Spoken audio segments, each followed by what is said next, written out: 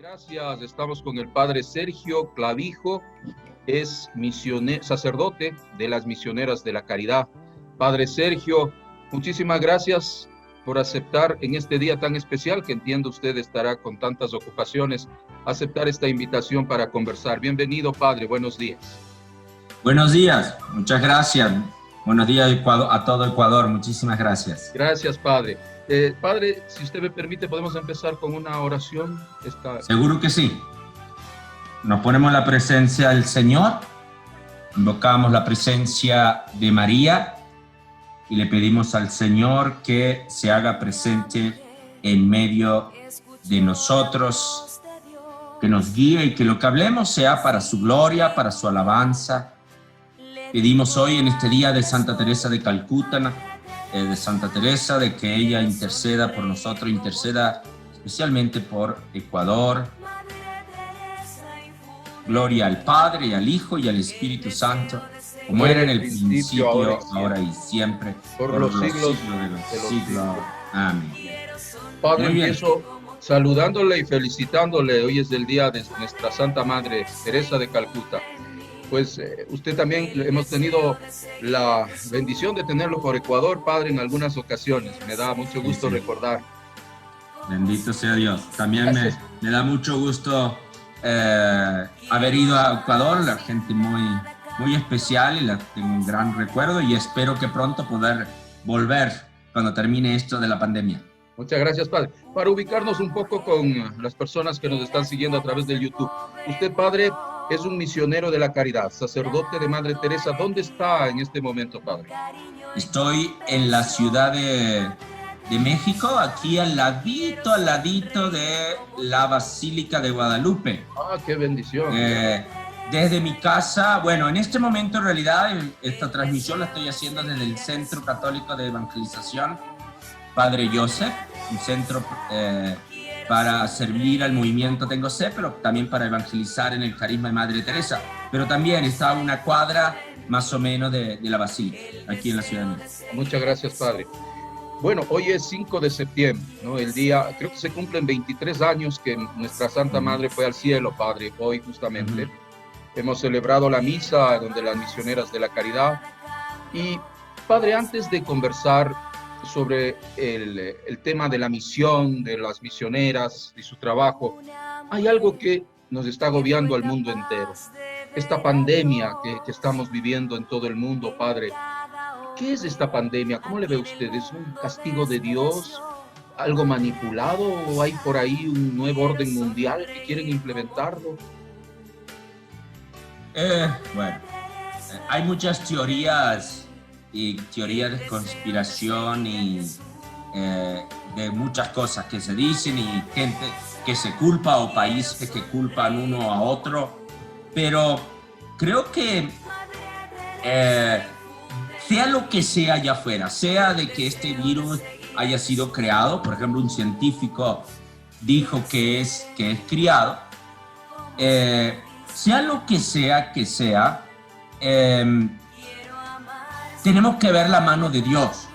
Yo no como castigo, sino como providencia.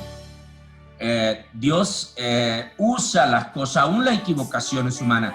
Yo creo que Romanos 8:28 explica totalmente qué es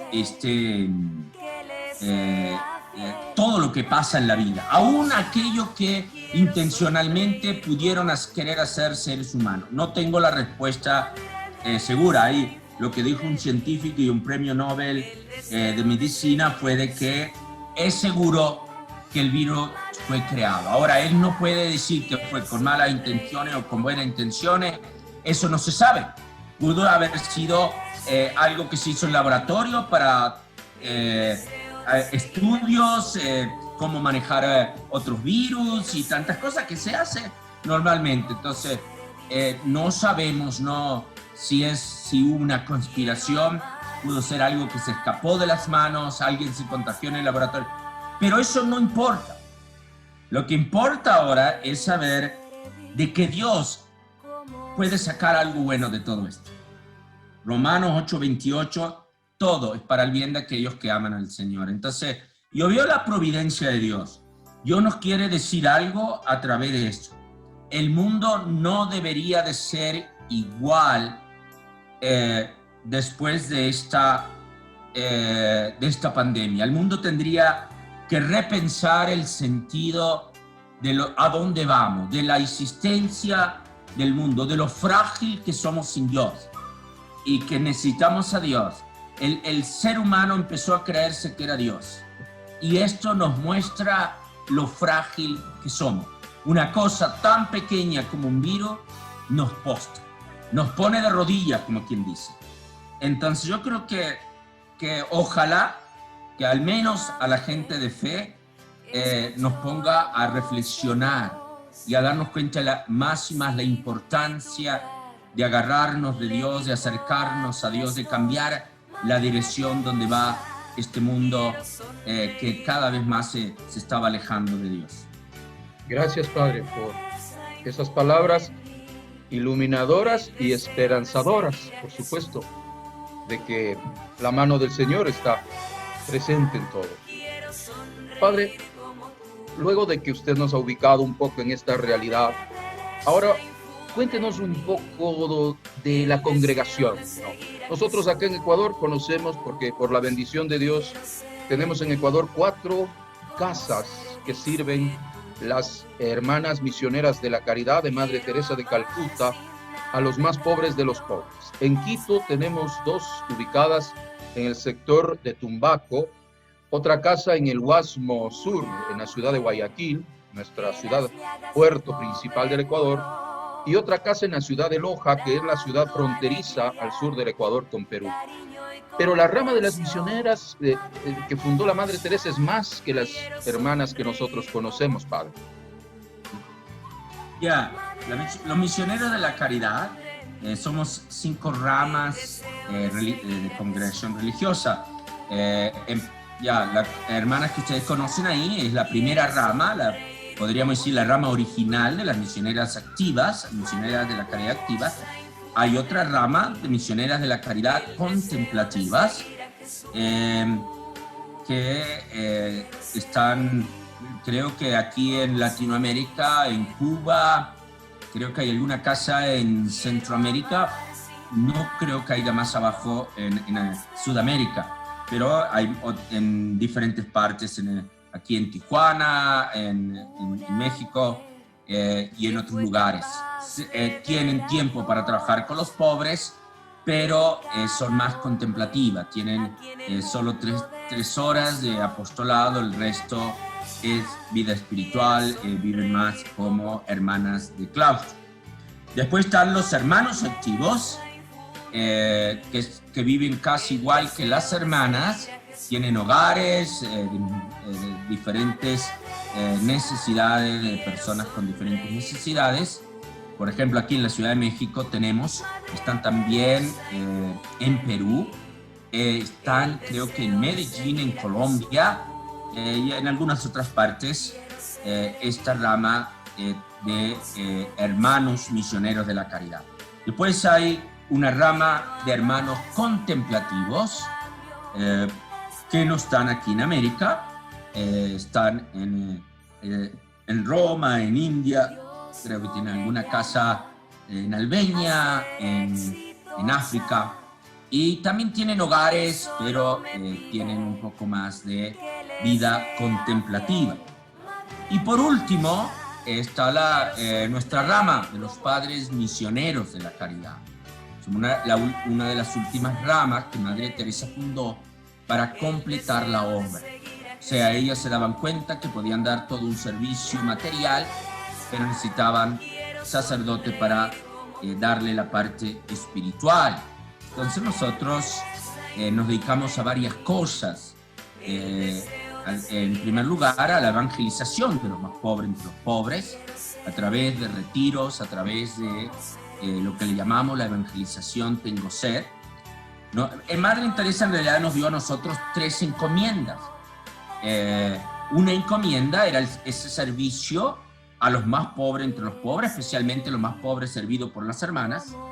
Otro servicio era el servicio a la congregación, a las otras ramas, como sacerdotes, para que pudiéramos promover a través de retiros y otras cosas el carisma, ¿no? Mantener vivo el carisma y la espiritualidad de Madre Teresa. Y la última encomienda que se nos dio era el llevar el mensaje de Madre, el carisma, la espiritualidad de Madre al mundo, a toda la iglesia y a todo el mundo, darlo a conocer a través de muchos medios que se pudieran. Son tres, podríamos decir, tres cosas principales. Pero, por ejemplo, nosotros también tenemos obras, que no tenemos hogares per se como tienen las hermanas, servimos más bien en algunos de esos hogares, pero tenemos, por ejemplo, aquí en la Ciudad de México, comedores. En este momento estamos dando de comer a 600 personas diarias de martes a domingo, todos los días, especialmente durante esta pandemia. Y hacemos otros servicios, vamos a las cárceles, no aceptamos parroquia para estar libre de ir a buscar a los pobres donde se encuentran, en la calle, en las cárceles, en los centros de rehabilitación. Entonces, somos sacerdotes, pero no tenemos parroquia.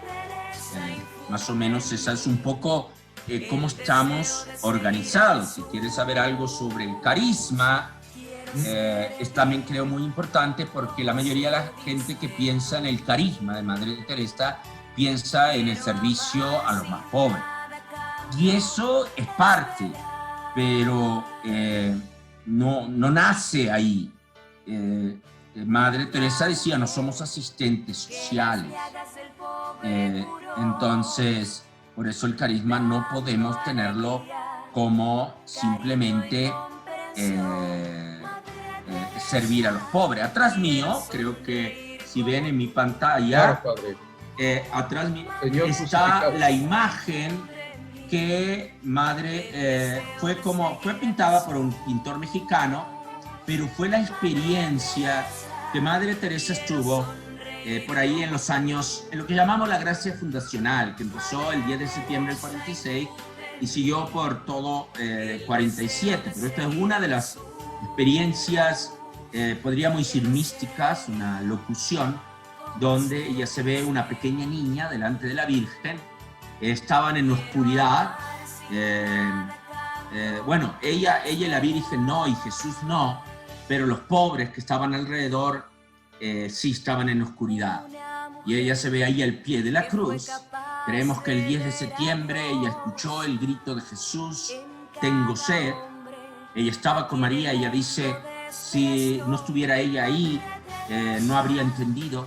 Y ese grito de sed, Dios le revelaba, bueno, por un lado, su sed de amarla a ella y de amar a través de ella a los pobres.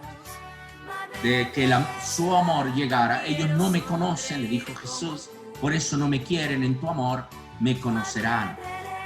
Ve, pequeña mía, tráeme almas, ve a los agujeros oscuros de los pobres, a ello anhelo. En esas experiencias místicas lo más interesante es que Jesús no le pidió tanto obras como hogares y cosas de esas, le pidió más, que le trajera esas almas, o sea, y la gente, esos pobres que ella vio en esa experiencia mística, le tendían la mano a ella y le decían, tráenos a Jesús, tráenos a Jesús. Entonces, ellos no veían a la Virgen, no veían a Jesús en la cruz. Jesús, ella sí lo veía a Jesús en la cruz, ella no vio el rostro de María, pero veía a los pobres también que estaban en oscuridad y les pedían que les trajera a Jesús. Entonces, esa imagen, podemos decir, resume perfectamente lo que es el carisma de los misioneros de la caridad. Vemos a Cristo crucificado en el pobre. Por un lado, saciamos la sed de Jesús, que tiene sed de nuestro amor en los pobres, amando a Jesús en el pobre. Lo que hiciste el más pequeño de mis hermanos, a mí me lo hiciste. Pero por el otro lado, saciamos la sed de Jesús de amar a esos pobres a través mío, a través de cada uno de nosotros, siendo el resplandor, la imagen, la presencia del amor de Jesús, del amor de Dios para ellos. Entonces, nuestra misión es mucho más espiritual que ser simplemente asistentes sociales. Por hermosa y grande que sea la obra, es muy importante que entendamos que esta obra es una connotación totalmente espiritual. Madre Teresa, antes de ser un ejemplo de caridad, era un ejemplo de fe. Ella veía al mismo Jesús en la Eucaristía cada día que el mismo Jesús en los pobres. Y ella decía, con otras palabras, pero que son dos caras de la misma moneda, es el mismo Jesús. El mismo Jesús que dijo, este es el pan de vida, yo soy el pan de vida. Es el mismo Jesús que dijo, lo que le hiciste al más pequeño de mis hermanos, a mí me lo hiciste. Entonces digo, en pocos minutos, este es el resumen de quién somos. Muchas gracias, Padre. Ese grito del Señor en la cruz, tengo sed, ustedes no solo lo han trasladado hacia los más pobres de los pobres, sino también tienen una preferencia por los jóvenes. Se crea un movimiento que lleva el nombre de Tengo Sed, Padre. Cuéntenos un poco de ese movimiento. Ok, en realidad el movimiento no es solo para los jóvenes, también es para los adultos. Creemos, por esa tercera encomienda que Madre nos deja a los padres, que este mensaje es transformador para todos y que toda la iglesia puede sacar beneficio de él. Entonces el movimiento Tengo Sed es un movimiento que trata de vivir el carisma, y este movimiento en realidad es primeramente para los más pobres entre los pobres, sean jóvenes o adultos, pero creemos que los jóvenes en el día de hoy son los más necesitados de este mensaje, y creemos que nos da la estructura justamente de ayudar a las personas a poder vivir esta espiritualidad y este carisma, y por eso este movimiento tiene varias cosas. Tiene una formación bastante específica a través de lecciones con manuales para ayudar a las personas a tener el mismo encuentro que Madre Teresa estuvo. Nosotros estamos convencidos que la misma semilla, o sea, la misma gracia del encuentro debería dar el mismo fruto. Entonces, si Madre llegó a ser la santa que fue gracias a ese encuentro que ella estuvo, bueno, todos los que tengamos, por supuesto, quizás la cantidad de fruto va a ser diferente porque no estamos preparados como ella. Ella recibió esta gracia con un terreno totalmente preparado. Es como la parábola de la semilla, que algunos dieron 50, 30, 60 o 100 de fruto. Depende de cómo yo preparé el terreno, sin lugar a dudas. Pero la misma semilla, si yo planto manzana en Japón, en China, o en Uruguay, en Ecuador o en México, va a dar manzana. La semilla es el encuentro con la sed del Señor. Entonces, el movimiento, la idea es que la persona tenga ese encuentro y de ese encuentro salgan los frutos. Y los frutos son dos, específicos. Bueno, podríamos decir que el fruto es saciar la sed del Señor en dos maneras. ¿Cómo? A través de obras de caridad que empiezan en casa, en la familia, en el hogar, y obras de evangelización. Llevarle los pobres a Jesús, que van de la mano. Una no se separa de la otra, la caridad y la evangelización. Y por eso tenemos en el movimiento, tres pilares. Uno es la oración, donde sucede el encuentro, la oración tanto individual como la oración comunitaria en la lección que se hace semanalmente, o en la hora santa que se hace mínimo una vez al mes, pero se recomienda hacerla también semanalmente.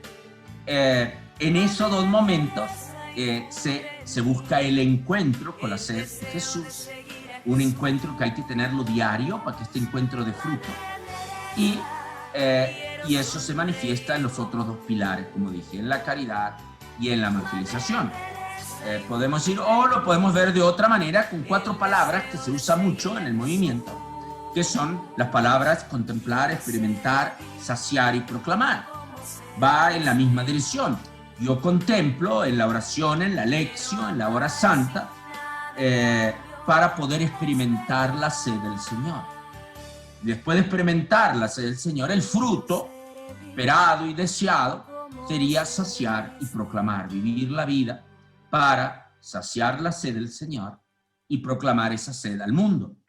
Podríamos decir que el movimiento Tengo Sed es una extensión de los padres misioneros de la caridad, o sea, de vivir el llamado específico que también los padres tienen, pero en una manera de los laicos.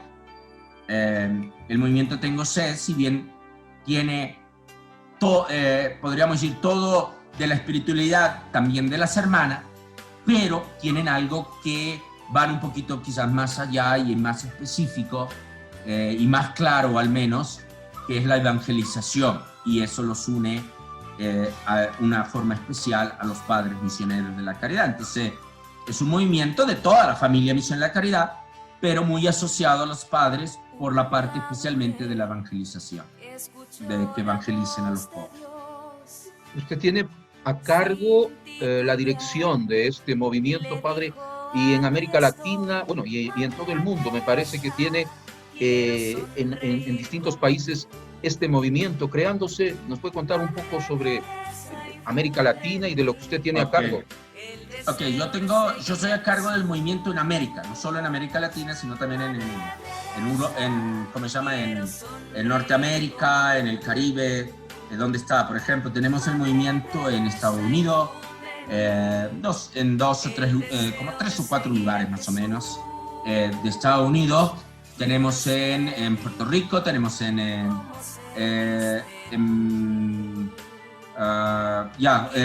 Miami, bueno, es Estados Unidos, y tenemos también, bueno, estaba en Cuba, pero las dificultades de Cuba es un poco difícil por la comunicación y eso, y después está en México, en Centroamérica, en muchos países.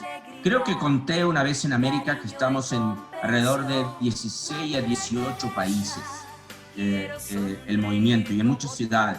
En muchos lugares, especialmente aquí en México, el movimiento no está necesariamente conectado directamente a alguna casa de los padres o de las hermanas.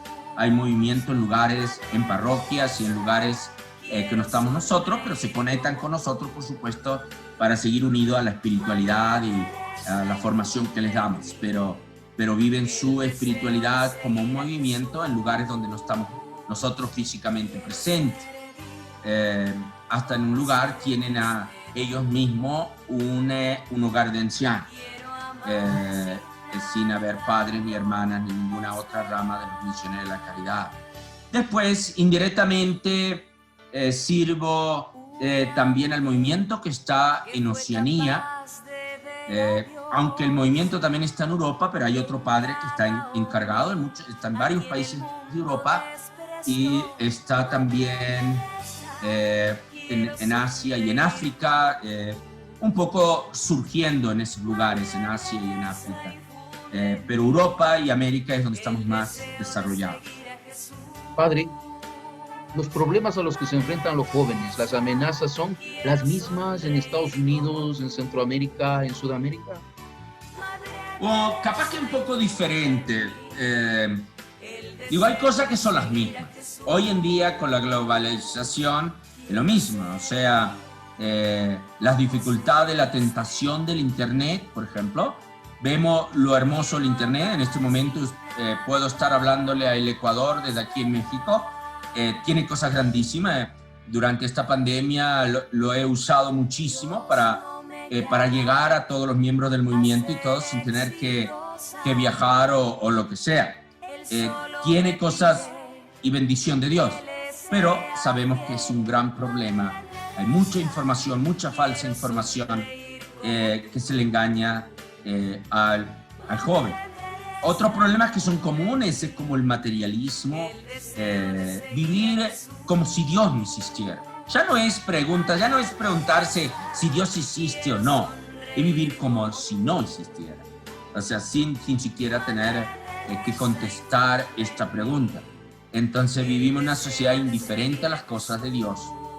La otra cosa son las ideologías de hoy, ¿no? Que nos presenta el mundo de hoy, y que es estar en contra de esas ideologías nos hace ver que somos como de la edad de piedra casi, ¿no? Sin embargo, creo que son ideologías que están afectando demasiado a la sociedad, a la juventud, y creo que eso coincide en todas partes. Entonces mucha gente se está alejando, muchos jóvenes quizás de la iglesia, porque se le ha lavado el coco sobre esas ideologías y ven en la iglesia como un enemigo o como una sociedad, podríamos decir, de la Edad Media o algo así. Pero es todo lo contrario. La iglesia trata de ser fiel al Evangelio, la iglesia que respeta y es tolerante a las diferentes maneras de pensar y de vivir aún. Sin embargo, tiene que ser la voz que muestre el camino, mientras muestra compasión y misericordia. Por el otro lado, muestra cuál es la verdad, cuál es el camino a una sociedad que está muy confundida, que ha perdido el sentido moral, que hay un relativismo donde lo bueno y lo malo ya no se puede discernir, no hay una voz. Además, porque, bueno, hay que hablarlo, hay que decirlo, aún culpa de algunos miembros, pero exagerado en algunos casos, o inventado en otros, y en otros, verdad, desgraciadamente, los escándalos que han sucedido con miembros. Vamos a la parte final. Un mensaje suyo general a los ecuatorianos. El mensaje general, espero que no se vuelva a pasar. Bueno, creo que una de las cosas importantes en una votación es, sí, sin lugar a duda, ver quién está a favor de la vida o a favor de la muerte.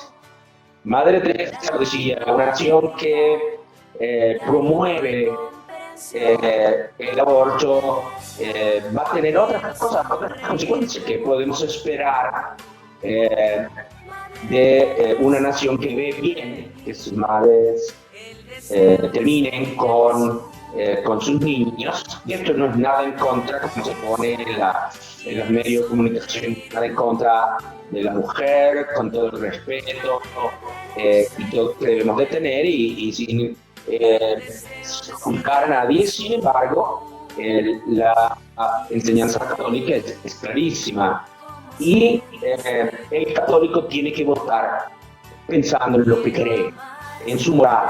No podemos distanciar nuestra fe de la vida pública. Digo, y con eso no estoy diciendo nada político porque, como se dice, no, ni conozco los partidos ahí ni nada. Entonces, lo que sí tengo que decir, la fe gobierna todas nuestras decisiones. La fe nos guía en todo, desde que me levanto a la mañana hasta que me acuesto, todo, aún en mi vida social, cívica, política, se tiene que manifestar. Si 80% del ecuatoriano es católico, el ser católico se debe de manifestar en nuestra vida. Creo que ese es mi mensaje para los ecuatorianos. Muchas gracias, padre. Le agradezco su gentileza. Reitero, a pesar de las cuestiones nos ha atendido, nos puede regalar una bendición para despedirnos, agradeciéndole por su bondad. El Señor esté con usted.